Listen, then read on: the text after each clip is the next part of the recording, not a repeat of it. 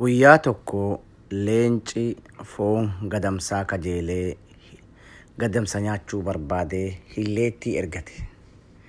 Hilleettiidhaan foon gadamsaa hawwee akkam ta'a jedhee gaafate. Hilleettii fi leenci hedduu walitti dhiyaatan jechuudha yeroo hedduu saayiba yookaan wadaajii. Jennaaniin kun gaariidha si yaama asumatti na eegii jetteen hilleettiin leenca. Leencaan gadamsa anatu si yaama eega foon isaa hawwite natu si nyaachisa jetteen.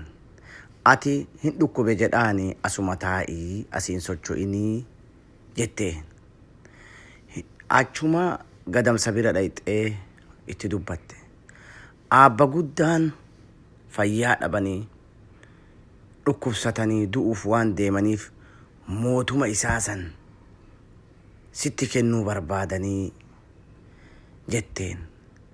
Silaa namootiin akka arbaas ni jiranii, qeerransi ni jiraa, santawwaan ni jiraa, waraaboo ni jiraa.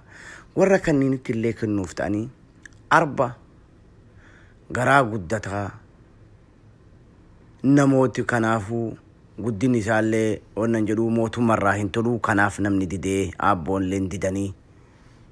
Qeerransi kotteen nama ciraa amalan qabuu, waraaboo ammoo garaa isaa malee nama bulchiinsa irratti muuxannoon qabu namaaf hin yaadu.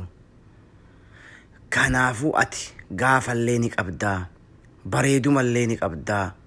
Hujii tanaa fi bulchiinsaa mootummaa tana situ ta'a jedhanii aabba guddaan kanaaf si filatanii maal jetta waa'ee bulchiinsaa kanaaf jetteen. Jennaaniin yeroo kanatti gadamsi ol utaalee gammadee lafa dhiitee jedheetiin ani nama na dide gaafa kiyya kanaa waraanaa nama tokkollee hin dhiisu dhugaa jettee mootumti tun anaan maltee isin cufa akka aabba guddaan tana bulchanitti anin bulchaa ni yaasi jedheen. Yeroo kanatti wajjiin deemanii osoo karaa wajjiin deemaa jiran bakka leenci ciisutti itti dhufan. Wayita achiin bahe gadamsi onneen isaa hollatuudhaan aabba guddaa ija isaa argee jennaan sodaate. Sodaatee suuta itti achi deeme. Wayita itti achi deeme waan jettee leenci ija diimtuudhaan laale jennaaniin isiin waan jetteen mootummaan tun bar aabba guddaan waa'ee bulchiinsa mootummaa kana akkaataan dhaga'uun itti achi deemi dhageeffadhu sitti himuu fedhanii jetteen isin jennaaniin garaan isaa shakkeetiin yeroo sanitti gadamsi dheessee uf duuba deebi'e. Yeroo sanitti maaf ansii fidee maaf nyaachuu dhabde maaf soorachuu dhabde jettee hilleettiin wadaajii ofii yookaan aabba guddatti kaate.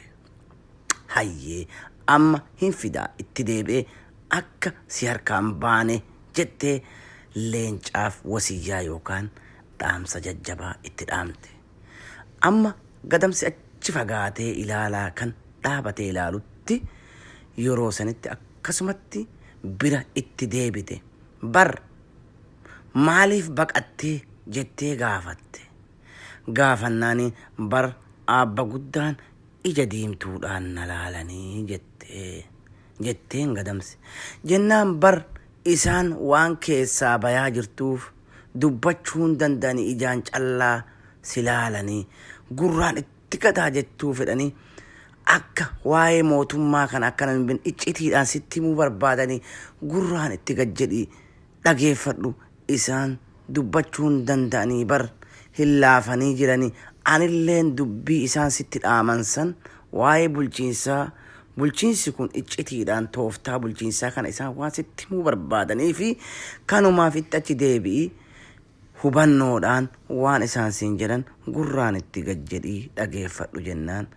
Qeerransi akkas jennaaniin hayyee jettee gadamsi faana ka'e. Leenci faana ka'ee yeroo jedhetti leenci bakka yeroo reefuu san irraa bakka jijjiiratee karaa qixxetti eege. Isiin akkasuma hilleettiin dura deemtii. Gadamsi duubaan osumaa deemaa jiru mootummaa fudhadha jedhee yeroo inni naannawa sanitti achi dhiyaate leenci wanni inni beekate hin hanqanne leenci gadamsa nyaachifte jechuudha. Hilleettiin leenca gadamsa nyaachiftee beekateef jalaa bahuu hin dandeenye. Hilleettiin yeroo hedduu taarika qarummaa fi hayyummaa qabdi waan akkanaa dalayti jechuudha.